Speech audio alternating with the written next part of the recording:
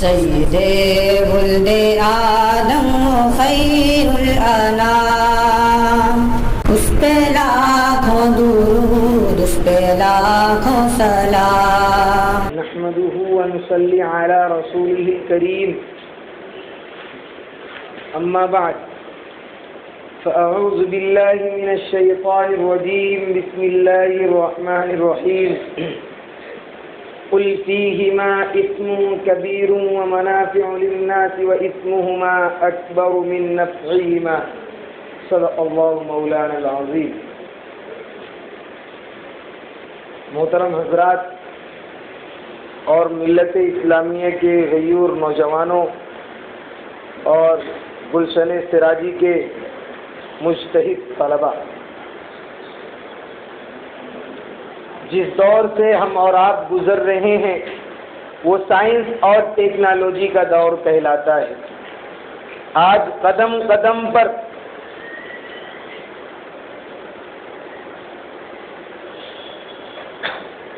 سائنسی ایجادات سے مادیت کے نئے نئے انکشافات کا چرچا ہے۔ انسانیت کے دامن میں علم و دانش کی بھرپور تجلیاں ہیں۔ اس نے عقل انسانی کی گرہوں کو کھول دیا ہے، جس کا نتیجہ ہے کہ آج انسان ہواؤں کے دوش پر اڑ رہا ہے، فضاؤں میں اسٹیشن بنا رہا ہے، چاند پر کمندے ڈال رہا ہے، سورج کی شعاؤں کو گرفتار کر رہا ہے، زمین کے پوشیدہ خزانوں کو نکال رہا ہے، سمندروں کا سینہ چیر رہا ہے۔ غرض یہ کہ سائنس اور ٹیکنالوجی نے اتنی ترقی کی کہ جس کا تصور بھی نہیں کیا جا سکتا۔ لیکن میرے دوستو، سوال یہ ہے کہ کیا سائنسی ایجادات اسلام کے لیے چیلنج ہے؟ کیا اس سے مذہب اسلام پر کوئی حرف آتا ہے؟ کیا آلات جدیدہ کے استعمال کا حل ہماری شریعت میں موجود نہیں؟ اور اگر ہے تو کیوں ہمارا مسلمان ان کا غلط استعمال کر رہا ہے؟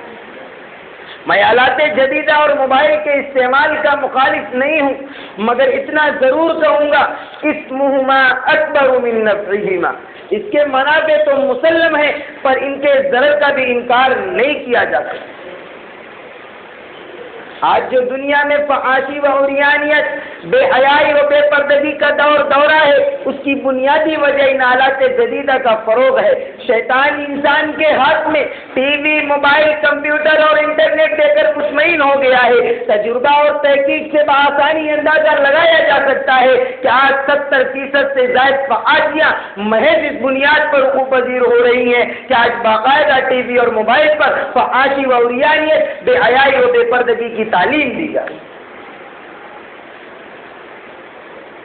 میرے دوستو، ان شیطانی آلات کے فروغ نے مکرم و محترم رشتوں کے آنکھوں سے شرم و حیا کا پانی نکال کر نالے میں ڈال دیا، باعزت گھرانوں کا معاشرتی وقار خاک میں ملا دیا، اچھے اچھے دینداروں کی شرافت داغدار ہو گئی، بلند و بالا ورع و تقویٰ کے میناروں میں دراڑیں پڑ گئی اور زندگی بھر کی نیک نامیوں پر بٹا لگا دیا۔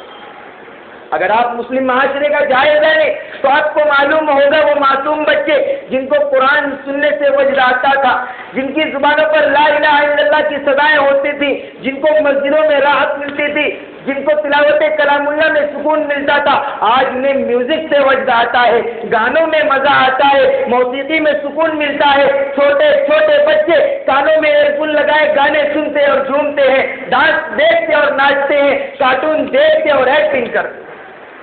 افسوس سر افسوس، وہ ماں باپ بھی کتنے بے غیرت ہیں جو اپنے بچوں کی ایسی حرکتوں کو دیکھ کر ان کو داد و تحسین دیتے ہیں اور ان کی اسی خوشی میں اپنی خوشی بتلاتے ہیں، یعنی اپنی آخرت اور بچوں کی آخرت اور مستقبل دونوں کو تباہ کرتے ہیں۔ اور وہی بچے جب بڑے ہو کر نافرمانیاں کر کے ناک میں دم کرتے ہیں تو والدین شکوہ کرتے ہیں، ہماری اولاد تو نافرمان ہو گئی، ہمارے حقوق ادا نہیں کرتی۔ تو میرے دوستو، ایک بات کان کھول کر سن لو، وہ اولاد جو اپنے رب کی نافرمان ہو وہ والدین کی فرما بردار نہیں ہو سکتی، نہیں ہو سکتی، نہیں ہو سکتی۔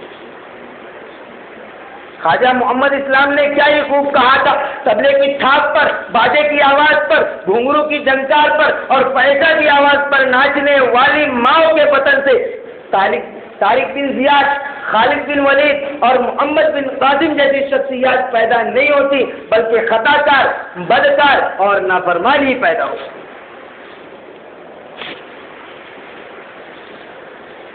اے ملت اسلامیہ کے متوالوں،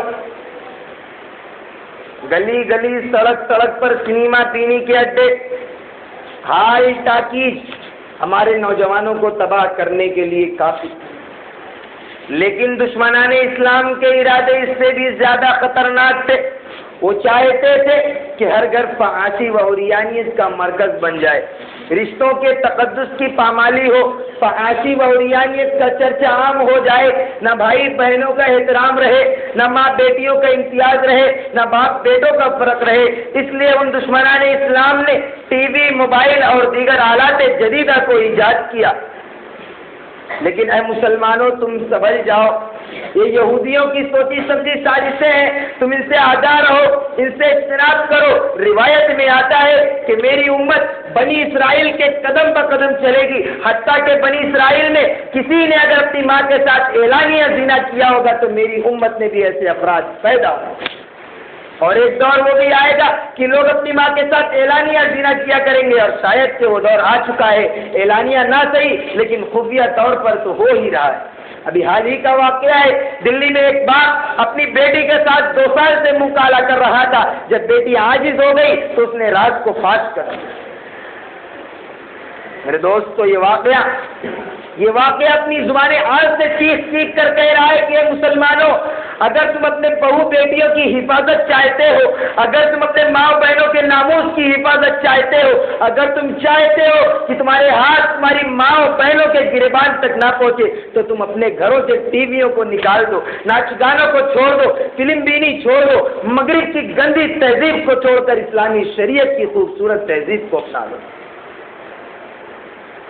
سامعین کرام، ٹی وی، موبائل اور دیگر آلات جدیدہ نے انسان کو حقیقی خوشی سے محروم کر دیا، دل کے چین کو چھین لیا، جسمانی تقاضوں کو تو پورا کیا لیکن روح کو فاقے کی حالت میں چھوڑ دیا، جس بنا پر آج پوری دنیا چین و سکون کی تلاش میں سرگردہ ہے، اور وہ یہ سمجھتی ہے کہ انہیں برہنہ تصویروں میں سکون مل جائے گا، انہیں ناچ گانوں میں سکون مل جائے گا، انہیں رقص و ڈانس کی محفلوں میں سکون مل جائے گا، انہیں حسیناؤں کے پہلوؤں میں سکون مل جائے گا۔ تو سنو، قرآن کہتا ہے الا بذکر اللہ تطمئن القلوب، تم جاؤ 5 اسٹار ہوٹلوں کے دھکے کھا لو، تم جاؤ مغرب کی گندی تہذیب کی طرح کپڑے اتار دو، تم جاؤ ان نوجوانوں کی طرح جانور بن جاؤ، تم جاؤ بازاروں میں زنا کرتے کراتے پھرو، اگر تمہیں کہیں سکون مل جائے گا تو مجھے رب کہنا چھوڑ دینا۔ الا بذکر اللہ تطمئن القلوب، اگر تم سکون کی تلاش میں ہو تو آؤ، خدا کے دامن میں سکون ملے گا، اللہ کے ذکر میں سکون ملے گا۔ یہ ٹی وی، موبائل اور دیگر آلات جدیدہ تمہیں ہرگز سکون نہیں دے سکتے۔ ہاں، یہ تمہارے جسمانی تقاضوں کو تو پورا کر سکتے ہیں لیکن تمہاری روح کو زندہ نہیں کر سکتے۔ ڈھونڈنے والا ستاروں کی گزرگاہوں کا، ڈھونڈنے والا ستاروں کی گزرگاہوں کا اپنے افکار کی دنیا میں سفر کر نہ سکا، اپنی حکمت کے خم و پیچ میں الجھا ایسا، اپنی حکمت کے خم و پیچ میں الجھا ایسا کہ آج تک فیصلہ نفع و ضرر کر نہ سکا، وہ جس نے سورج کی شعاعوں کو گرفتار کیا، زندگی کی شب تاریک سحر کر نہ سکا۔ وما علینا الا البلاغ۔ دن کا آغاز غذائیت سے بھرپور ناشتے کے ساتھ حسینی تلبینہ، جو بنا ہوا ہے 100% پیور انگریڈینٹ کے ساتھ، جس میں کسی بھی آرٹیفیشل فلیور کا یوز نہیں کیا گیا ہے۔ اپنے شہر میں ایجنسی حاصل کرنے کے لیے آج اس نمبر پر رابطہ کریں۔